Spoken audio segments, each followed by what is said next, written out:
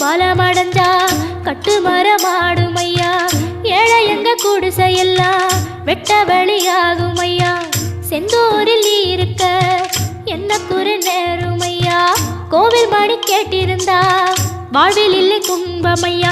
மலையில் வந்து விழுந்திடணும் மீனு, விலை போனா பசிக்கு அது சோறு. உப்பு காத்து ஊத காத்து சுத்தும் கடலு கரைய பார்த்து சத்தியமா கோயில் கொண்ட சுப்பையா. எங்க குப்பத்துக்கு குல விளக்கு நீ ஐயா.